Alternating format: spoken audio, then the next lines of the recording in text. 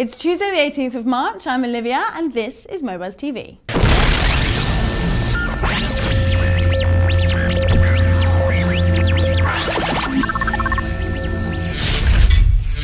I'm sure most of you are already aware of the massive riots that occurred in the Tibetan capital Lhasa over the weekend, as citizens protested against Chinese rule. The police responded with violence, and the Chinese government responded in a typically narrow-minded fashion. Internet users were blocked from accessing YouTube after a handful of videos recording the violence appeared on the video sharing site. Despite a history of internet censorship, YouTube access is usually readily available in China, the country with the largest online population in the world. But users trying to access the site were greeted only with a blank screen. The Chinese government have yet to comment on the move, but the bad publicity could not have come at a worse time, with the Beijing Olympics looming. I've mentioned before about the Great Firewall of China, perhaps being relaxed for foreign visitors during the sports event, but news like this puts China in a very bad light. Back in January, Beijing tightened controls on online video, but then backtracked only a week later, apparently worried that they could disrupt a growing industry. Sticking to YouTube, but moving on to slightly more lighthearted stuff, QIK have announced that their YouTube integration is now up and running. QIK lets you stream video in real time directly from your mobile, and although there is a 10-minute length restriction and the video quality may not be so good, it's a great tool if you haven't tried it yet.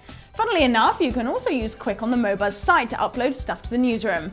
If you guys fancy doing the intro for a show, then record it on your mobile, upload it, and if we like it, we'll stick it in the show. Next up is a rumour that's been doing the rounds for quite literally years. Video will soon be available on Flickr. The photo sharing site is the jewel in Yahoo's crown, and integrating video into the service would be a way of elevating Yahoo into competition with YouTube, and therefore the big boys of the web that are Google. Over the years, Flickr has become far more than just a simple photo sharing site, taking on the form of a social network of sorts. Taking advantage of the millions of users could only serve to strengthen Yahoo.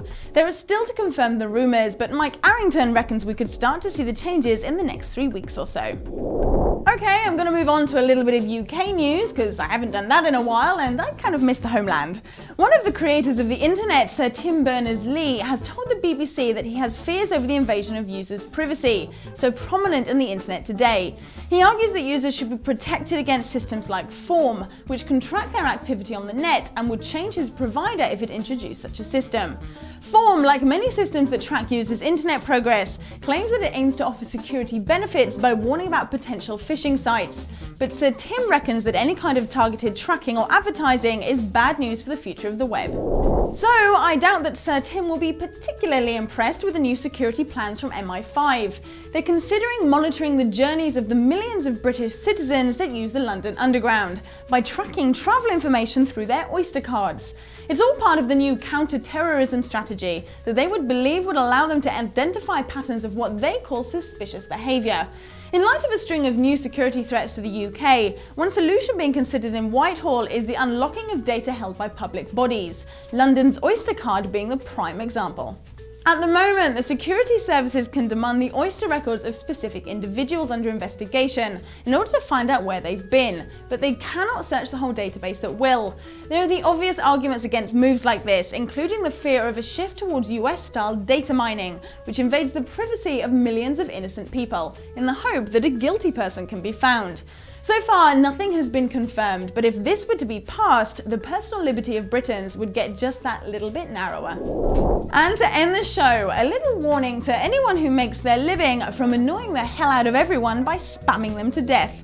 Robert Soloway from Seattle is facing a $500,000 fine and up to 26 years in the slammer after pleading guilty to electronic mail fraud, snail mail fraud, and not filing a tax return after making $300,000 from his spamming activities. Once considered to be the 8th largest spammer in the world, the 28-year-old must surely be wondering if it really was all worth it. So we've covered Tibetan protests and Chinese censorship, QIK on YouTube and video on Flickr, UK privacy invasion, and the perils of prolific spamming. I think that's quite enough for today, don't you? I'll see you tomorrow, people.